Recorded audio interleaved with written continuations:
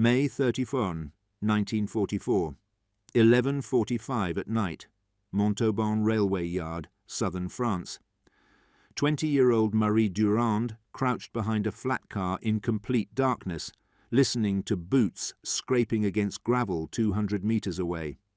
German guards, patrolling the depot perimeter on their predictable 12-minute circuit. She had counted. Every night for 3 weeks, hidden in the shadows, timing their movements with her father's pocket watch. The watch he'd carried for 30 years, working these same yards before his death in 1942. In her coat pocket, a small bottle of silicon carbide powder weighed heavy against her ribs, heavier than its physical mass, because she understood what it represented. Above her, massive railway flat cars waited in perfect rows. Their steel frames designed to carry 40-ton panzer tanks across France to the Normandy front. Tonight, she would destroy 82 of them, not with explosives, not with gunfire, but with an abrasive compound that would turn these flat cars into useless scrap within 100 kilometers of departure. The guards didn't know that this slight railway worker's daughter, codenamed Tetty by British intelligence, held in her trembling hands the power to delay 15,000 elite SS troops for 17 critical days. Days that would determine whether 156,000 Allied soldiers would drown on Norman beaches or establish the foothold that would crack open Hitler's fortress Europe. Her boyfriend touched her shoulder in the darkness. Time to move. They had 5 hours to complete the sabotage. 5 hours before the next shift change. 5 hours to contaminate 300 axle boxes with powder that would grind German logistics to a screaming halt. What happened in those 17 days between June 8th and June 25th, 1944, would become one of the most remarkable stories of World War II. Not a story of generals moving armies across maps. Not a story of bomber formations darkening the sky. But a story of ordinary people achieving extraordinary military objectives through quiet technical sabotage that German intelligence never saw coming.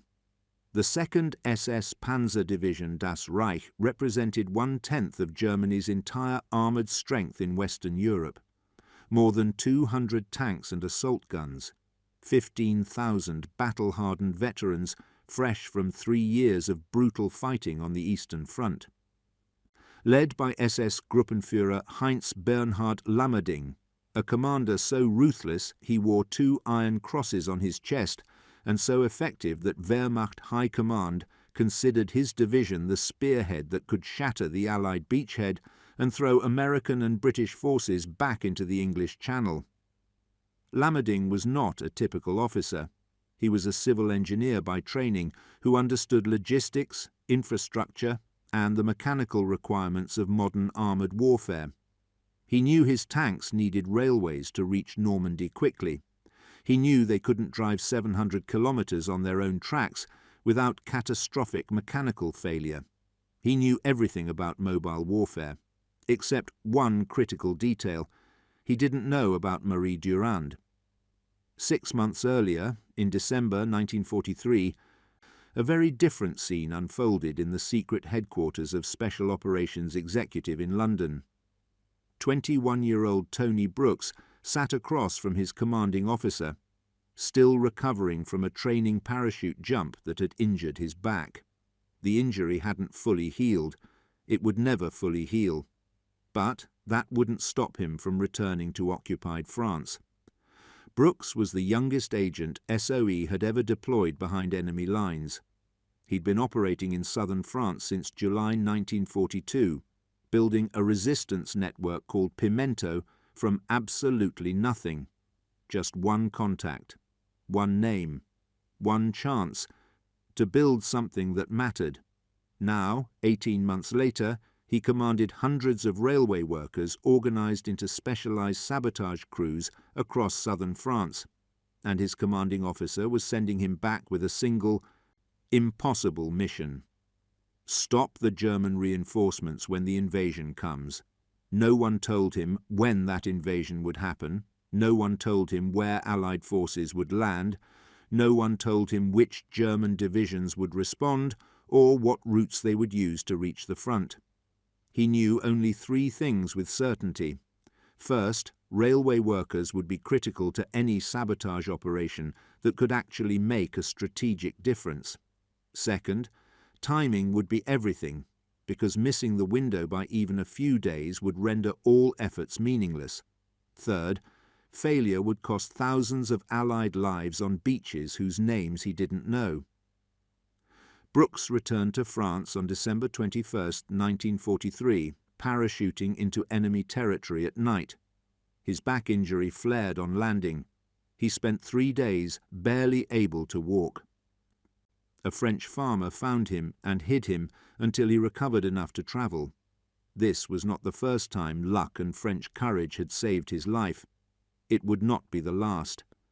Brooks couldn't carry a weapon because possession of firearms would immediately destroy his cover as an ordinary French citizen. He relied entirely on his fluent French, perfected during years living in Switzerland and France as a teenager. His network of railway contacts developed through months of careful recruitment, and his precocious understanding of clandestine warfare that came from raw talent combined with brutal experience. What he built over the next 6 months would become SOE's most effective sabotage operation in occupied France, more effective than bridge demolitions, more effective than ammunition depot attacks, more effective than assassinations of German officers, because Brooks understood something that many resistance leaders missed, that the most devastating sabotage was the kind the enemy couldn't see, couldn't guard against, and couldn't distinguish from mechanical failure. The Pimento network stretched like a spider's web across southern France, from Toulouse in the west to Lyon in the east, from Montauban in the south to Bourg in the north. Hundreds of railway workers connected by trade union contacts that predated the German occupation. Men and women who maintained the tracks, operated the signals, managed the freight yards, serviced the locomotives, repaired the rolling stock. People who understood exactly how the French national railway system worked and, more importantly, exactly where it was vulnerable. Brooks organized them into specialized teams, each with a specific mission profile. Grease gun crews who contaminated axle bearings with abrasive compounds, rail-cutting crews who removed track sections in ways that looked like natural track spread or metal fatigue, signal sabotage crews who corrupted electrical systems to cause mysterious malfunctions, supply distribution crews who cached weapons, explosives, and sabotage materials dropped by RAF aircraft during nighttime operations, intelligence gathering crews who tracked German troop movements and reported back through clandestine radio transmissions. The beauty of Brooks' system was its fundamental invisibility to German counterintelligence. Most sabotage operations in France were obvious. A bridge explodes. Everyone knows it was sabotaged. An ammunition train derails after hitting removed track. Investigation reveals sabotage within hours. A German officer is assassinated. Reprisals follow immediately. But Brooks's railway operations looked like mechanical failure. Axles seized from what appeared to be contaminated grease. Couplings failed from apparent metal fatigue. Signal systems malfunctioned from what seemed like corroded connections or electrical shorts.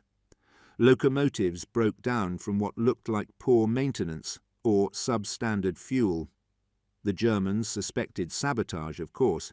They weren't stupid, but they couldn't prove it, couldn't identify the saboteurs embedded within the railway workforce, couldn't guard every kilometre of track, every junction, every marshalling yard, every repair depot, every signal tower across all of southern France. The system was simply too large. The number of potential saboteurs was too high. The sabotage techniques were too subtle, and the saboteurs themselves were the very people the Germans needed to keep the railways functioning. You can't arrest all your railway workers without losing the capability to move your army. Brooks trained the grease gun crews personally whenever possible. The technique was devastatingly simple in concept, but required precise execution.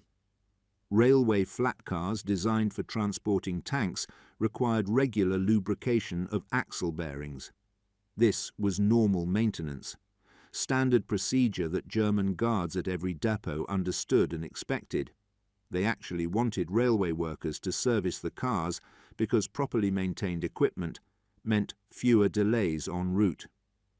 What those guards didn't expect was what the workers put into the axle boxes: silicon carbide powder, also known as carborundum, an industrial abrasive compound developed in 1891 for grinding and cutting operations, harder than aluminum oxide on the Mohs hardness scale, nearly as hard as diamond. When mixed with lubricating oil and applied to metal bearings, it created a gummy paste that seemed perfectly normal at first. The cars would roll smoothly out of the depot. Guards would inspect them and see nothing suspicious. Locomotive engineers would couple them to trains heading north and detect no problems.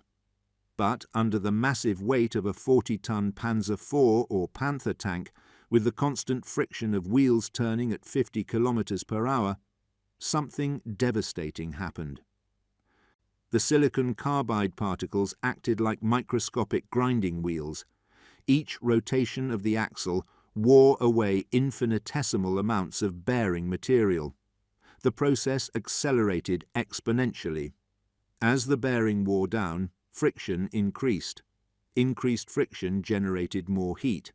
Heat above 150 degrees Celsius. That heat accelerated the breakdown of the remaining lubricant, causing it to thin and lose its protective properties. More metal-to-metal contact meant more grinding. More grinding meant more heat. More heat meant faster lubricant failure. The feedback loop was unstoppable. Within 50 kilometers, the bearings would begin producing audible grinding sounds. Within 100 kilometers, they would seize completely. The axle would lock. The flat car would become immobile. The train would be forced to stop in the middle of nowhere, and the panzers would have to be offloaded manually, a process requiring cranes that weren't available in rural France. Marie Durand learned this technique in April 1944 during a secret training session conducted by Brooks himself. She was the youngest member of her grease gun crew. Her boyfriend, Jean-Louis, was 23, a railway mechanic who had worked in these yards since 1938. Her younger sister Claire was 14, serving as lookout because a child aroused less suspicion than an adult. Several of their friends from various railway departments rounded out the team. An electrician who could disable alarm systems. A coupling specialist who understood how to make connections fail subtly. A crane operator who could delay tank loading through apparent incompetence. Together, they looked like children playing at resistance, young people who couldn't possibly threaten the German war machine. The Germans looked right through them. That invisibility was their greatest weapon. Marie had grown up in these railway yards. Her father, Marie Durand, had worked for SNCF, the Société Nationale des Chemins de Fer Français, for 30 years before his death in 1942. Heart attack brought on by the stress of occupation and forced labour organising German military transport. He died knowing he had betrayed France every day he kept those trains running. Marie swore she would undo that betrayal. She knew every building, every siding, every routine, every security weakness in the depot. She knew which guards smoked during their shifts and when they took breaks. She knew which French supervisors were collaborators who would report suspicious activity. She knew which supervisors were quietly sympathetic to resistance and would look the other way at the right moment. She knew that the large covered depot on the north side of the yard held the flat cars specifically designated for German military use. Wehrmacht inventory stamps on the frames, fresh paint covering the SNCF markings, heavy-duty suspension capable of carrying tanks. Most importantly, she knew those flat cars were serviced at night when fewer guards were present, and supervision was minimal. Standard procedure to avoid disrupting daytime operations. Perfect conditions for sabotage. The night of May 31st was perfect in every way.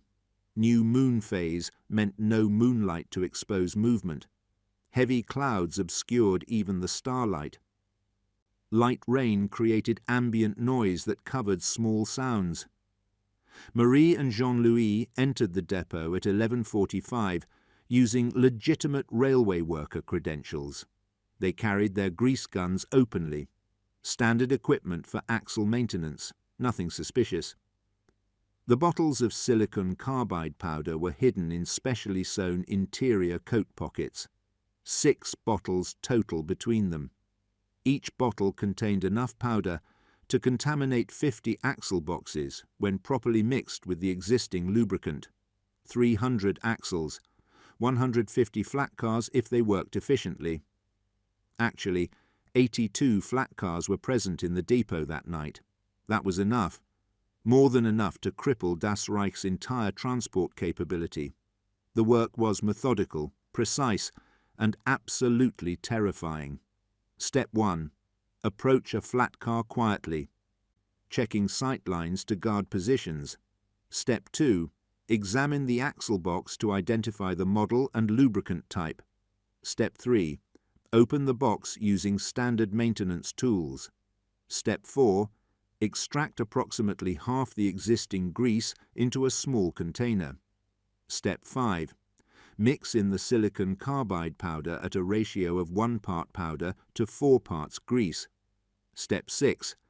Add fresh lubricating oil to achieve the proper consistency. Step 7.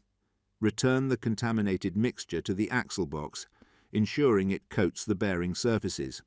Step 8. Seal the box exactly as it was found, leaving no evidence of tampering. Step 9. Mark the flat car discreetly with chalk to ensure the crew didn't waste time on already sabotaged units. Step 10. Move to the next car. 12 minutes per car when working carefully. 15 minutes when guards were nearby and they had to work in frozen silence. 8 flat cars per hour. 5 hours available before the morning shift began. The mathematics worked. Barely. Marie's hands shook throughout the entire operation. Not from fear, though fear was certainly present. Every sound made her heart race. Every footstep in the distance made her certain they'd been discovered. Every distant shout made her ready to run. But she kept working, because she understood what she was doing at a level deeper than fear. Each axle box she contaminated would prevent 1 German tank from reaching Normandy on schedule.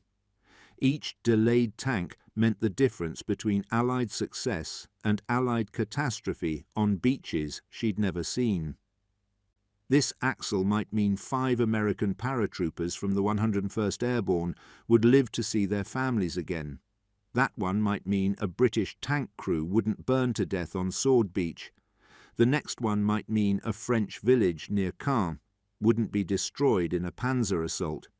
The mathematics were personal, immediate, and absolutely real. At 4:37 in the morning, Marie sealed the 82nd and final axle box. Her fingers were cramping from the repetitive motion. Her back ached from crouching for 5 hours. Her coat reeked of grease and abrasive powder. But she felt something she hadn't felt since her father died. Purpose. She and Jean-Louis walked out of the depot exactly as railway workers finishing a night maintenance shift. Tired, dirty, complaining about the long hours and poor conditions. Guards nodded to them at the main gate, familiar faces, trusted workers who'd been servicing those yards for years.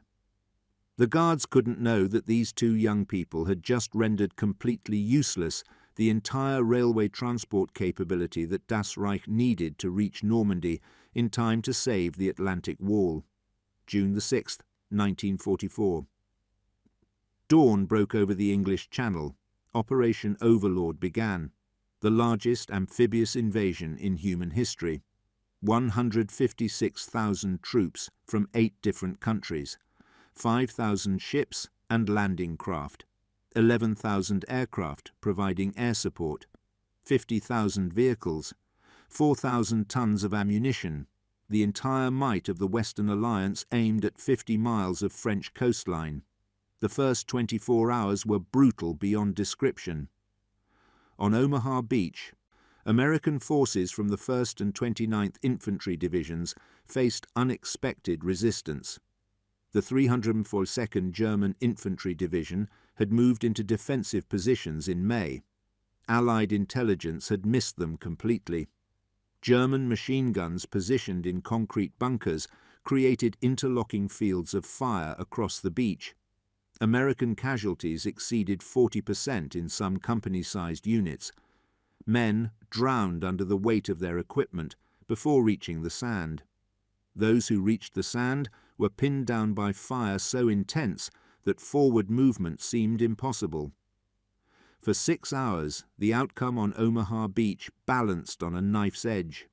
The beachhead was narrow, barely 800 meters deep at midpoint, tenuous in the extreme, vulnerable to counterattack from any direction. On the British and Canadian beaches, progress was better but still precarious. Gold Beach saw steady advance inland. Juno Beach cost the Canadians heavy casualties but held.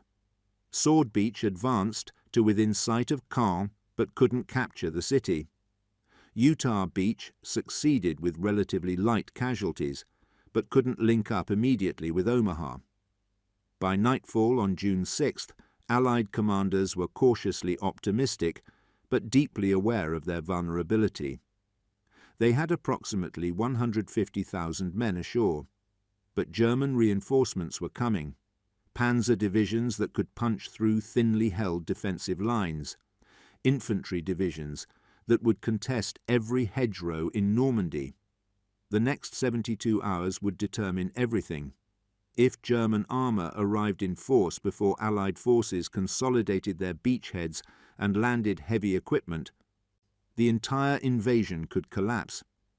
Eisenhower's worst nightmare scenario was a German counteroffensive on June 8th or 9th that would split the Allied beachheads and drive them back into the sea. Mathematical models suggested that scenario had approximately 30% probability of success, unacceptably high.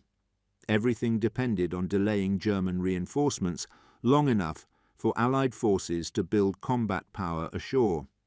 In southern France, Das Reich received orders on the afternoon of June 7th. Move immediately to Normandy. All available speed. The invasion must be crushed before Allied forces establish a permanent lodgment. General Lammerding ordered his division to prepare for immediate rail transport, standard procedure for moving an armoured division over long distances.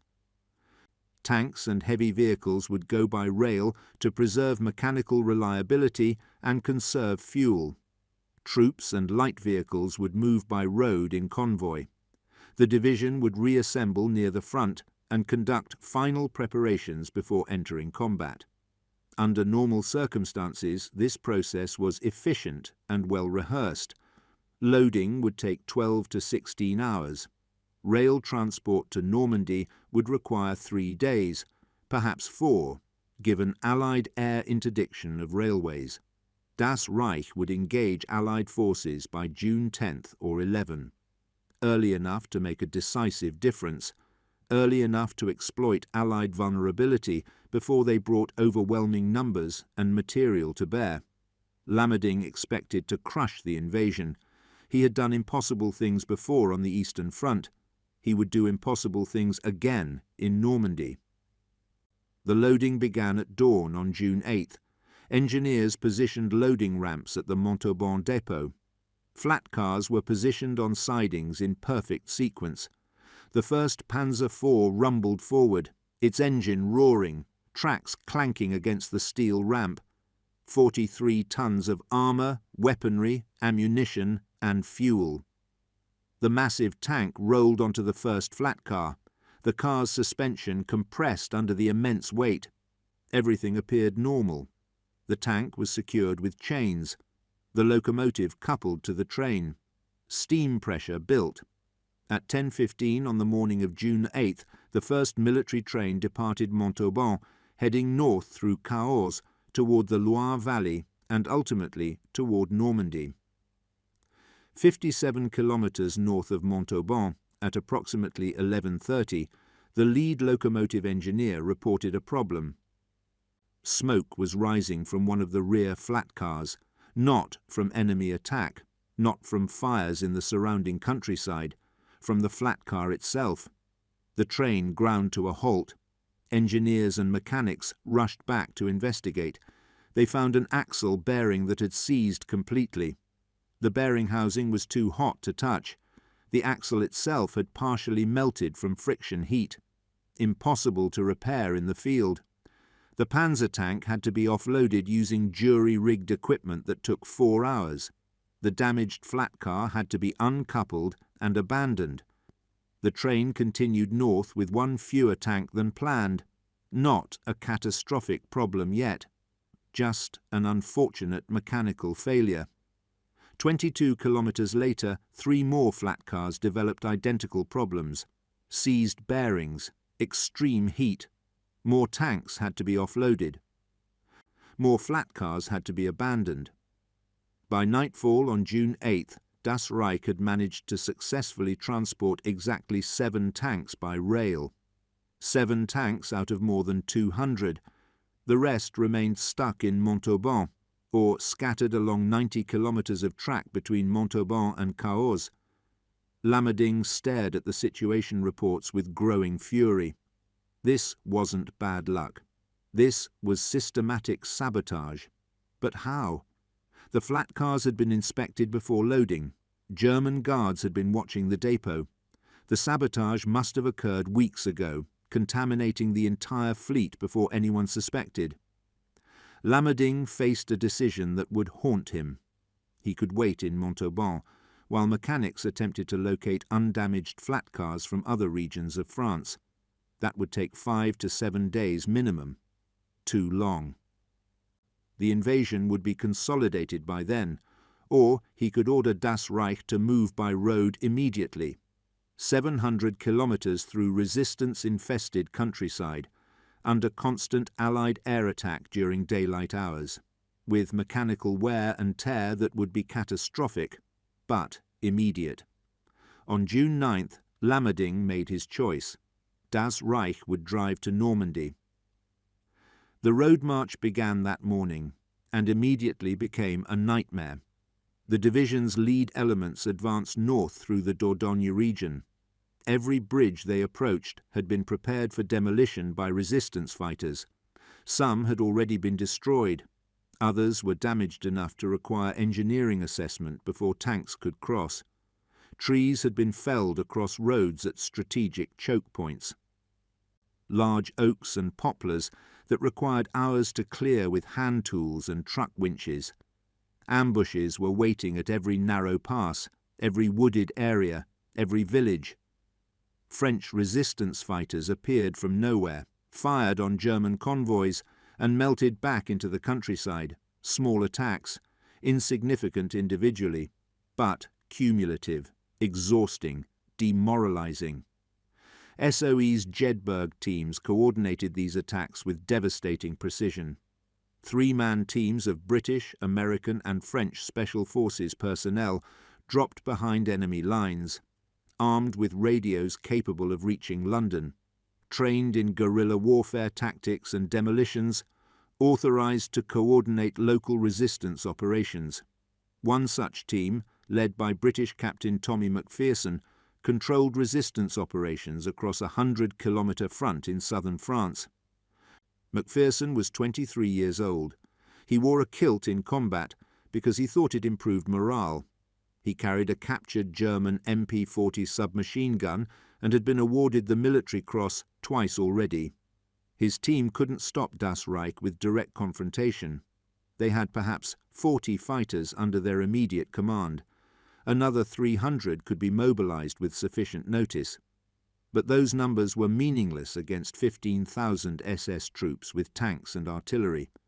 What Macpherson could do was slow them, delay them, bleed them with 1,000 small cuts, force them to deploy for combat at every ambush site, make them burn fuel and ammunition chasing shadows, keep them moving at 15 kilometers per hour instead of 50, turn a 3-day journey into a 17-day ordeal. June 9th, 1944. The town of Tulle in the Corrèze department.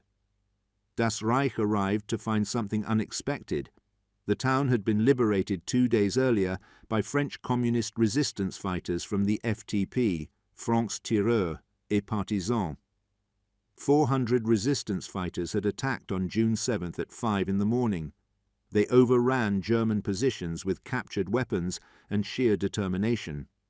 By June 8th, they controlled the town. Residents celebrated in the streets. Flags appeared on buildings. People believed liberation had come. Then Das Reich arrived. The SS entered Tulle firing from all directions. Resistance fighters fled into the countryside. They couldn't fight armored vehicles with rifles and grenades. The celebration turned to terror in minutes. On June 9th, Das Reich conducted reprisals that would forever stain their already brutal reputation. All men between the ages of 16 and 60 were arrested. Approximately 3,000 men were herded into the town square. SS officers selected 120 of them, seemingly at random. Anyone who looked suspicious, anyone who seemed nervous, anyone who didn't have the right papers or the right excuses. The selected men were told they would be hanged in reprisal for the deaths of 40 German soldiers during the resistance attack. 99 men were actually hanged that afternoon, from lampposts, from balconies, from telephone poles. Their bodies were left hanging as a warning. The entire civilian population was forced to watch. The hangings took 6 hours to complete. 6 hours that Das Reich wasn't moving toward Normandy. Another 149 men were deported to Dachau concentration camp. 101 of them would die there.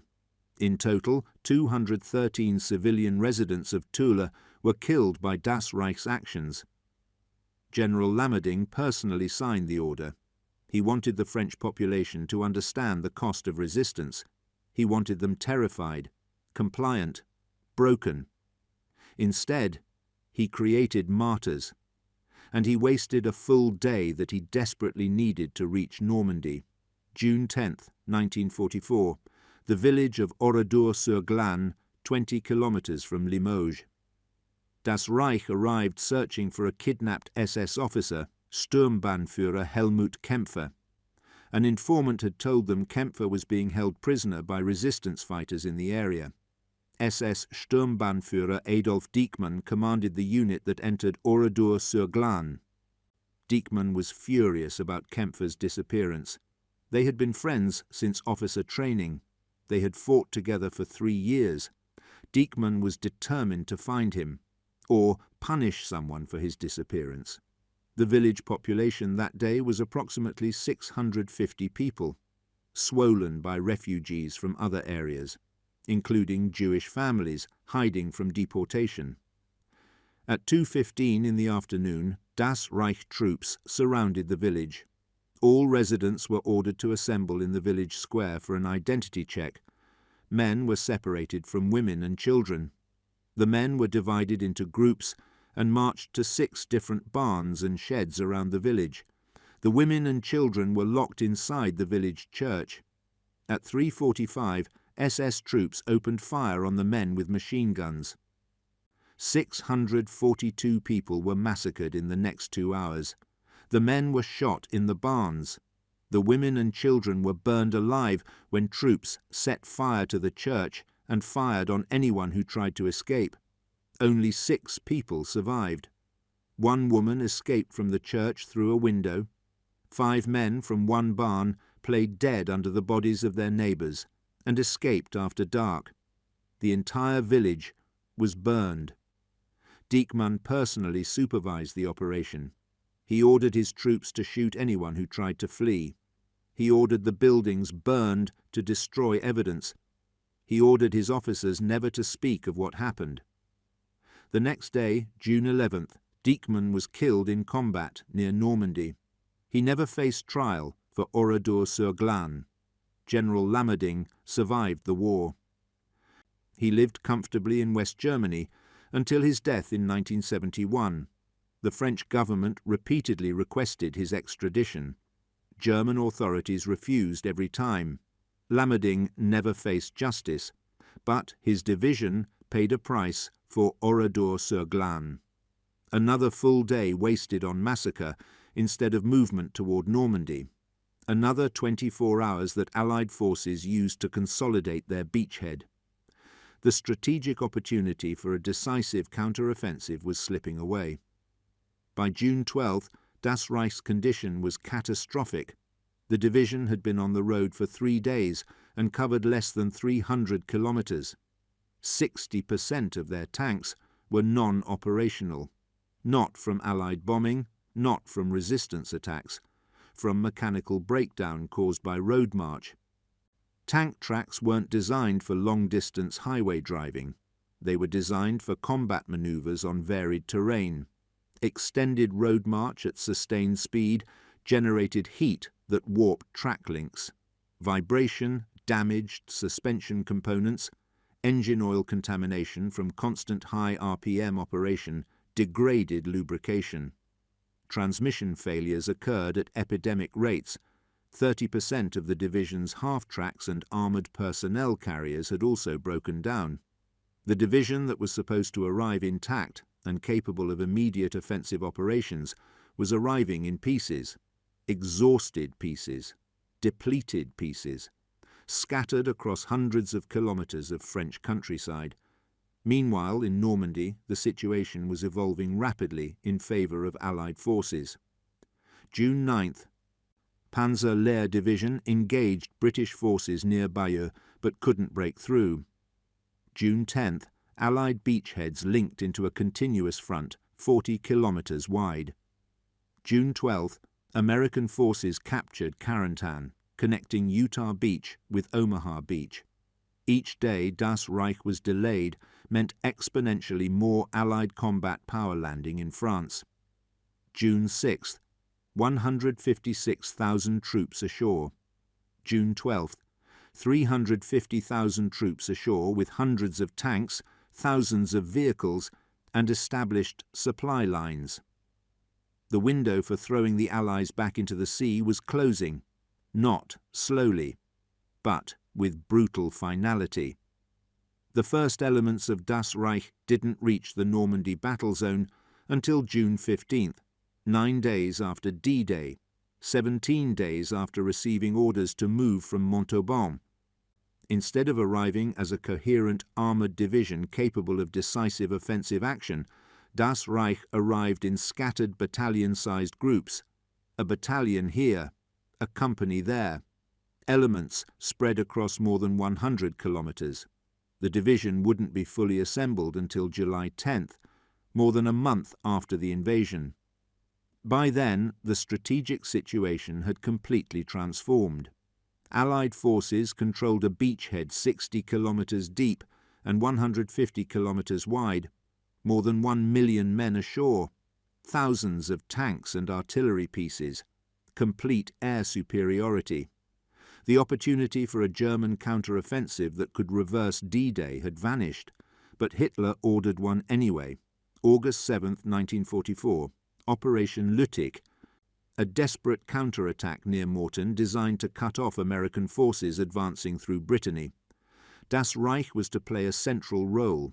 This was supposed to be their moment. The division that should have arrived on June 9th to crush the invasion was finally getting its chance to make a strategic difference. The attack began before dawn. Das Reich advanced 4 miles, captured the town of Mortain, surrounded an American infantry battalion on Hill 314. Then the counterattack stalled. American artillery plastered German positions with continuous fire. Allied fighter bombers attacked in waves throughout the day. Das Reich lost 14 precious tanks in the first 6 hours. The surrounded American battalion on Hill 314 refused to surrender, called in artillery fire on their own position, held out for 6 days. The German counter-offensive collapsed within 48 hours. Das Reich had failed. Again. The strategic analysis is inescapable. If Das Reich had arrived on June 9th as planned, with 200 operational tanks and 15,000 fresh troops, they would have encountered Allied forces still establishing their beachhead. Allied armour was still limited. Anti-tank defences were incomplete. Artillery support was constrained by ammunition shortages. Naval gunfire support was available, but had limited range inland. Mathematical probability models suggest Das Reich arriving on June 9th with full combat power would have had better than 40% chance of breaking the Allied beachhead at its narrowest point, not a certainty, but terrifyingly possible. Instead, Das Reich arrived scattered over 17 days. Too late to catch Allied forces vulnerable, too exhausted to conduct effective offensive operations, too depleted to serve as anything more than a defensive plug when Allied forces began their breakout from Normandy in July. The division that was supposed to save the Atlantic Wall became just another unit ground down in the brutal attritional warfare that characterized the Battle of Normandy. The human cost of this story defies comfortable comprehension. 774 French civilians murdered by Das Reich during their journey to Normandy. 99 hanged at Toul. 642 massacred at Oradour-sur-Glane. Dozens more killed in smaller incidents along the route. 150 Resistance Fair railway agents shot during the occupation for their sabotage activities. Approximately 500 railway workers deported to concentration camps. Half of them died there.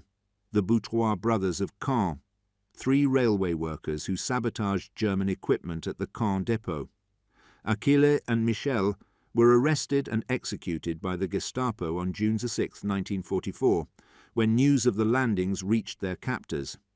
Émile died in combat in 1945. Their sacrifice enabled operations that saved lives they would never meet.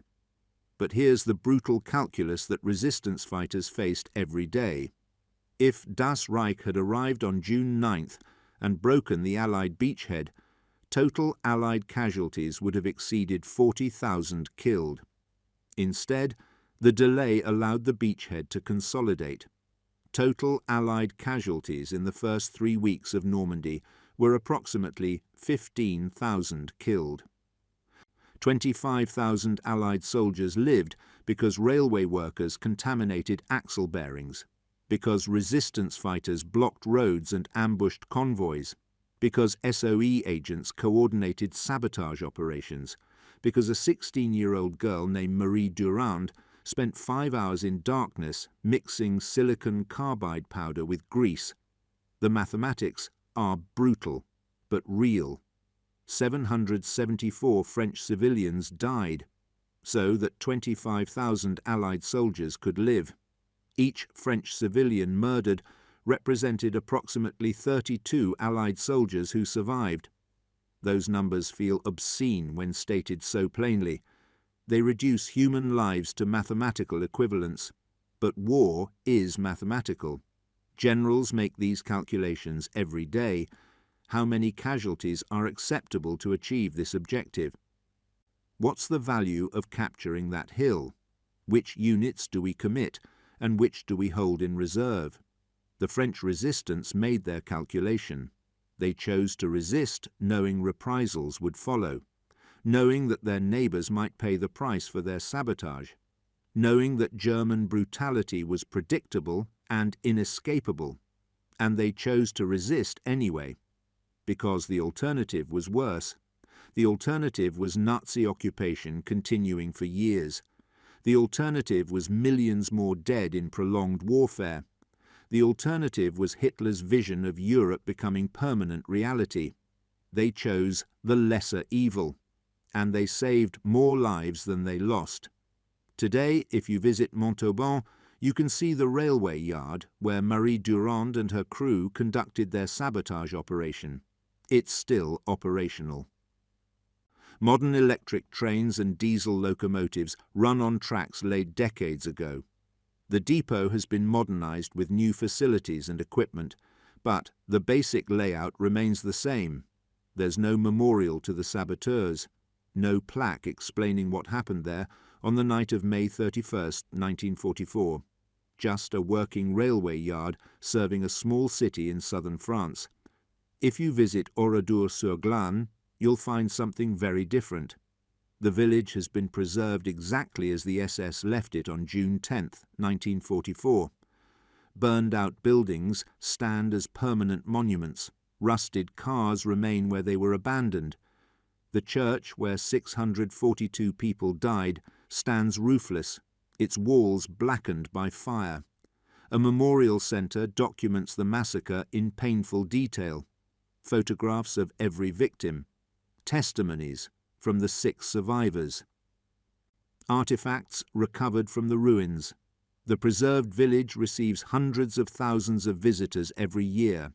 It serves as a permanent reminder of Nazi brutality, but also as a reminder of resistance, because Das Reich was in Oradour-sur-Glane instead of Normandy because of railway sabotage, because they were delayed, because ordinary people did extraordinary things. The contrast between Montauban and Oradour-sur-Glane is instructive. We remember the victims of atrocities.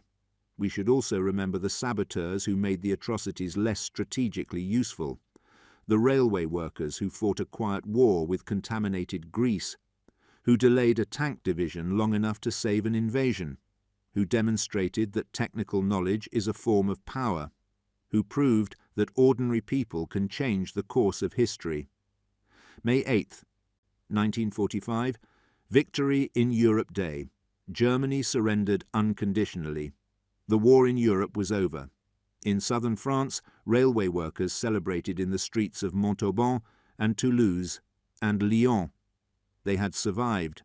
Their country had been liberated, and they knew, even if few others did, that they had played a critical role in making that liberation possible. Marie Durand was there in the crowd celebrating in Montauban, 21 years old, alive against all odds. She never spoke publicly about what she had done on the night of May 31st, 1944. Not to friends, not to family, not to historians documenting resistance operations. She returned to railway work after the war, married a man who wasn't Jean-Louis, who had been shot by the Gestapo in July 1944, had 3 children. Lived quietly in Montauban until her death in 1987 at age 63. Her obituary in the local paper mentioned that she had worked for SNCF for 42 years. It mentioned her children and grandchildren. It didn't mention that she had once held in her hands the power to save thousands of lives. It didn't mention the 17 days in June 1944 when her sabotage operation kept Das Reich away from Normandy long enough to matter.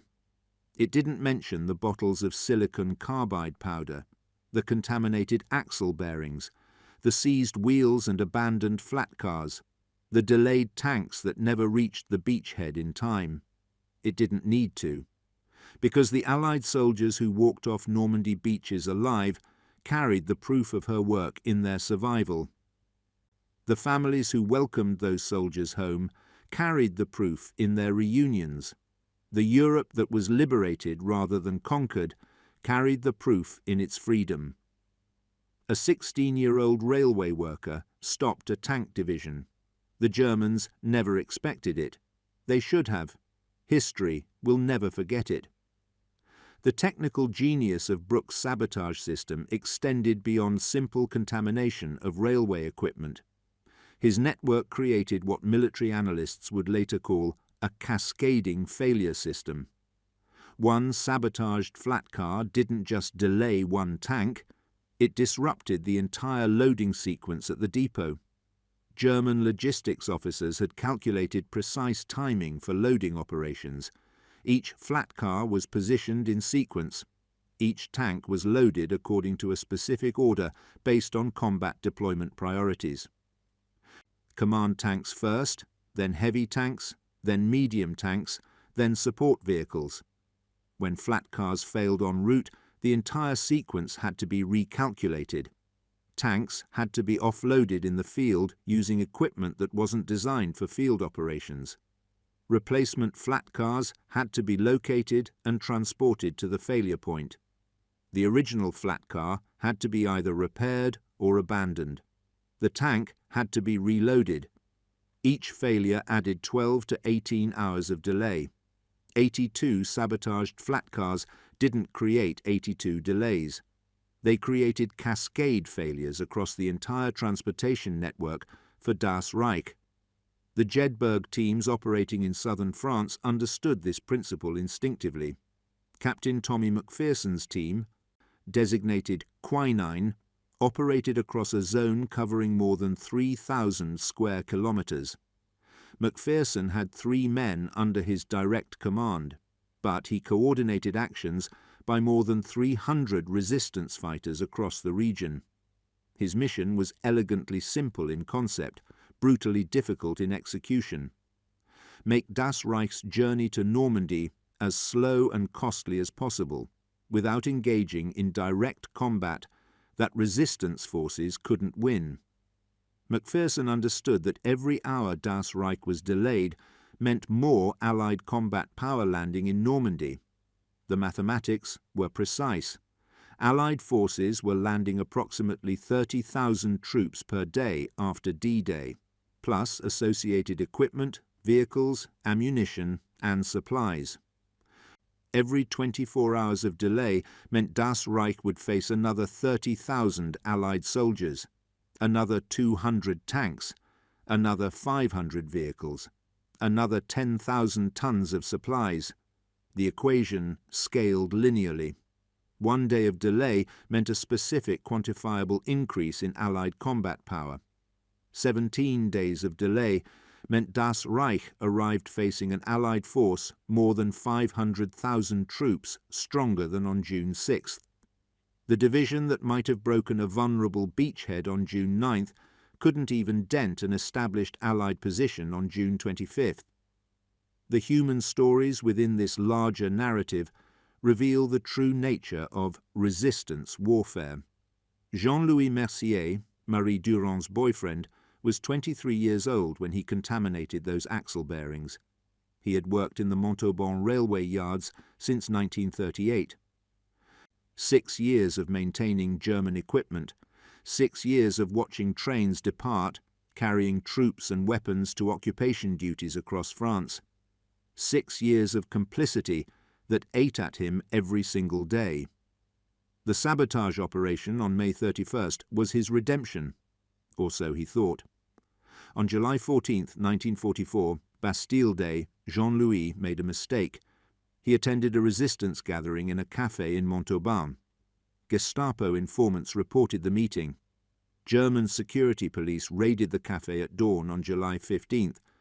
23 resistance members were arrested. Jean-Louis was interrogated for 4 days. The Gestapo wanted names, locations of weapon caches, details of sabotage operations, radio frequencies used for communication with London. Jean-Louis gave them nothing, not one name, not one location, not one operational detail. On July 19th, he was shot in the courtyard of the Montauban prison. He was buried in an unmarked grave with 18 other resistance members executed that week. Marie learned of his death 3 days later from another railway worker who had witnessed the execution. She continued her sabotage work, not despite Jean-Louis's death, because of it.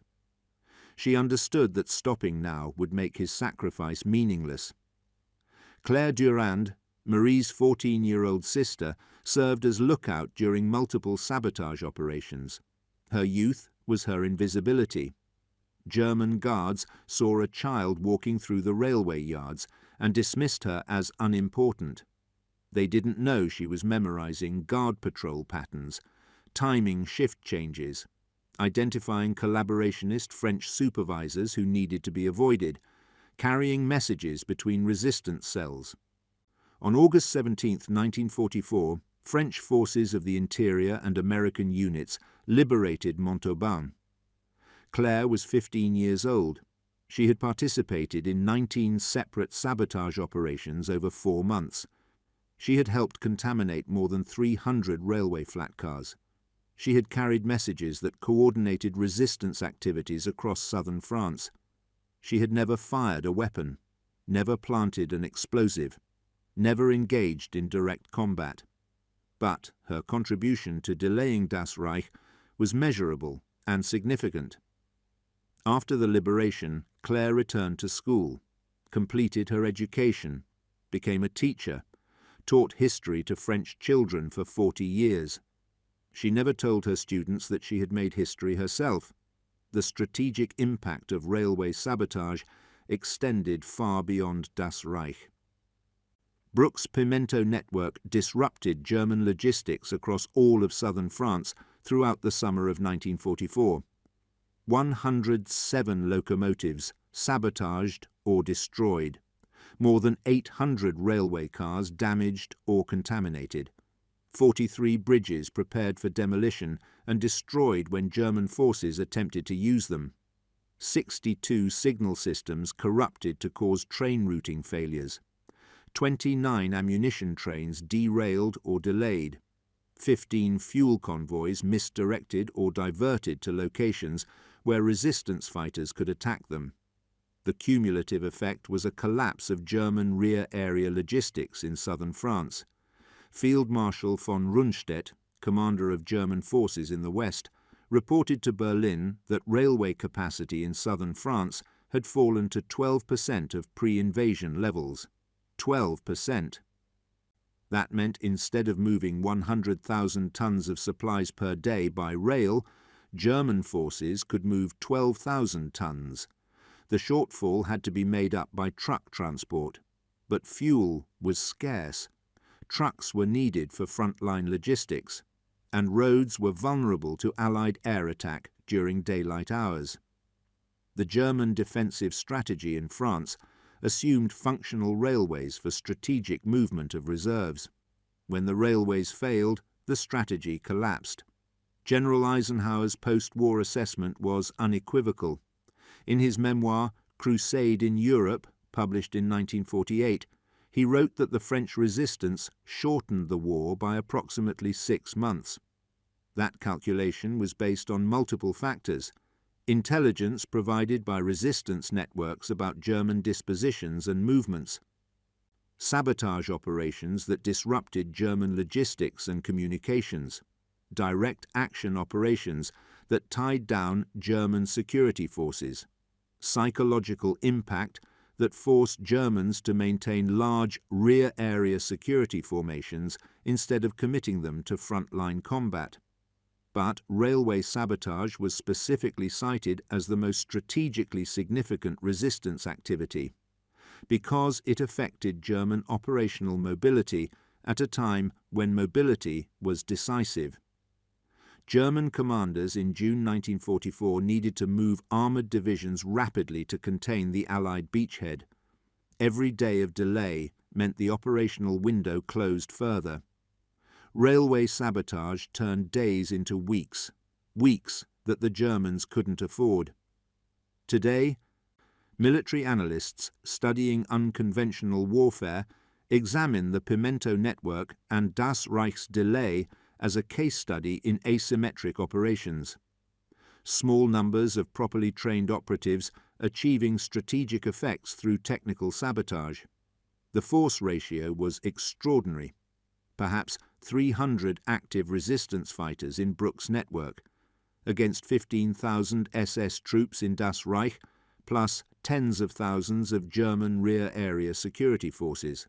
a ratio of 50 to 1. Yet the resistance achieved their objective. Das Reich was delayed.